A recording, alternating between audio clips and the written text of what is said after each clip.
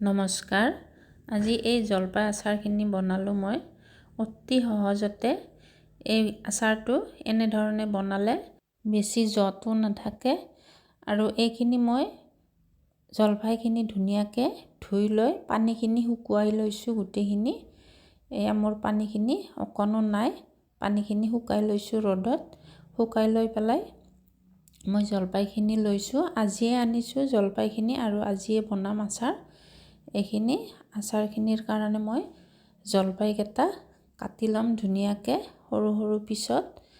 জলপাইখিনি মই নিমখত ভিজাইও ৰখা নাই আৰু বইলো কৰা নাই পানীত, এনেকৈ কেঁচাই কেঁচাই কাটি লৈছোঁ গোটেইখিনি। এনেকৈ বনাব বহুত সহজ হয় জলফাই আচাৰটো আৰু এলাহো নালাগে। এই আচাৰটো এনেদৰে বনালে খাব সোৱাদ লাগে। এয়া মই গোটেইখিনি কাটি ল'ম। চেনেলটোত যদি প্ৰথমবাৰ আহিছে ছাবস্ক্ৰাইব কৰি দিব আৰু লাইক এটা কৰিব নাপাহৰিব। আৰু এই জলফাইখিনি গুটিখিনি আপোনালোকে যদি খাব নিবিচাৰে গুটিখিনি নিদিলেও হ'ব। মই গুটিখিনি দিম কাৰণে গুটিকেইটাও ৰাখি দিছোঁ। এইখিনি মই এনেদৰে গোটেইখিনি জলফাই কাটি ল'ম। মই জলফাই প্ৰায় 1 কিলোৰ অকণমান বেছি হ'ব, এইখিনিমান লৈছোঁ। গোটেইখিনি জলফাই মই এনেদৰে কাটি ল'লোঁ। জলফাইখিনি মই ছাইডত ৰাখি দিম আৰু ইয়াৰ পিছত যি লাগে আমাক সেইখিনি ল'ম। এয়া আদা লৈছোঁ, আদাখিনি ধুনীয়াকৈ কাটি লৈছোঁ। আদাখিনি কাটি লৈ পেলাই ধুনীয়াকৈ পানীত ধুই গোটেইখিনি শুকাই লৈছোঁ জলকীয়াখিনিৰ লগত। জলকীয়াটো আপোনালোকে নিজৰ হিচাপত দিব আৰু আদাটো দিলে দিব পাৰে, নিদিলেও নিদিব পাৰে। মই দিম। গোটেইখিনি এনেকৈ কাটি লৈছোঁ। লৈ পেলাই এনেকৈ সৰু সৰু পিচ কৰি কাটি লৈছোঁ আৰু এয়া আদাখিনিও ধুনীয়াকৈ কাটি ল'ম মিহি মিহিকৈ। এয়া মোৰ আদাখিনিও কটা হৈ গ'ল গোটেইখিনি। এইবাৰ বাকী মছলাখিনি ল'ম আমি। শুকান জলকীয়া লৈছোঁ, শুকান জলকীয়াটো নিজৰ হিচাপত ল'ব।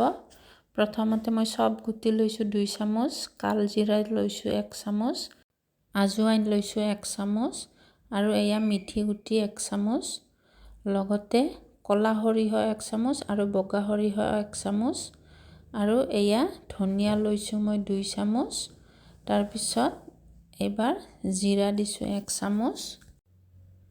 এয়া আমাৰ মছলাখিনি হৈ গ'ল। এইবাৰ জুইত কেৰাহীটো পাতি দিছোঁ। গৰম হোৱাৰ পিছত মছলাখিনি দি অকণমান গৰম হোৱাকৈ ভাজিম, বেছি ভাজিব নালাগে। অকণমান মচমচীয়া টাইপৰ হ'লে আমি এইখিনি ধুনীয়াকৈ নমাই ল'ম।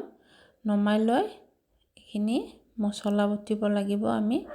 এইখিনি এতিয়া গোটেই হৈ গ'ল ভজা, গৰম হৈ গৈছে, বেছি ভজা নাই।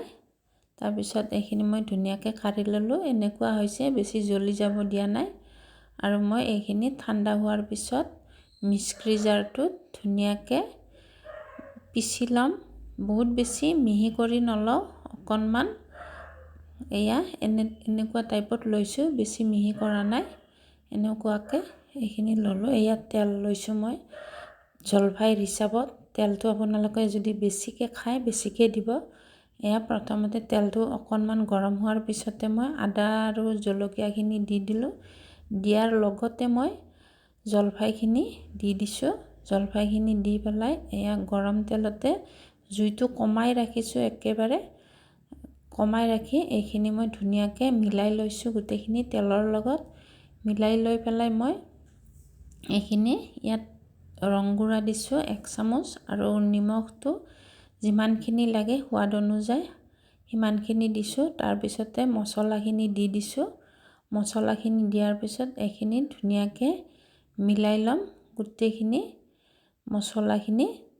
এয়া গোটেইখিনি এনেকৈ মিলাই ল'লোঁ আৰু এয়া অকণমান গুড় দি দিছোঁ। গুড়খিনি মিহি কৰি লৈছোঁ। ইমানখিনিয়ে গুড় দিছোঁ কাৰণ আমি টেঙা আচাৰ বনাম, সেইকাৰণে বেছি দিয়া নাই। এনে জলফাই টেঙাটো বহুত বেছি টেঙা হয়, সেইটোৰ কাৰণে টেঙাটো এটা বেলেঞ্চত থাকে, খাবও ভাল লাগে, সেইকাৰণে লৈছোঁ। আৰু আপুনি যদি টেঙাটো বেছিকৈ ভাল পায় নিদিলেও হ'ব। তাৰপিছতে এয়া এইখিনি দিয়াৰ পিছতে কাশ্মীৰী মিৰ্চখিনি দিছোঁ কালাৰৰ কাৰণে।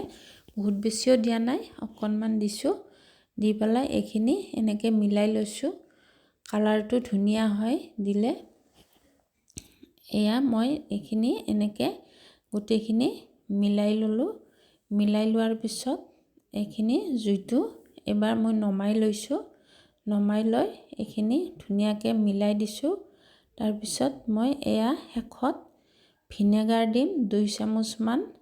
এনেকৈ 2 চামুচমান ভিনেগাৰ দি ল'লোঁ। ভিনেগাৰখিনি দিয়াৰ পিছত মই ধুনীয়াকৈ গোটেইখিনি জলফাইৰ লগত এনেকৈ মিলাই লৈছোঁ। মিলাই লৈ পেলাই মই এইখিনি এতিয়া ঠাণ্ডা হ'ব দিম। আৰু আচাৰটো বনোৱা হোৱাৰ পিছত এনেকৈ মাজে সময়ে ৰ'দত দি থাকিব, তেতিয়া আৰু সোৱাদ হ'ব আচাৰটো। এনেও ৰ'দত দিলে আচাৰটো ভাল লাগে।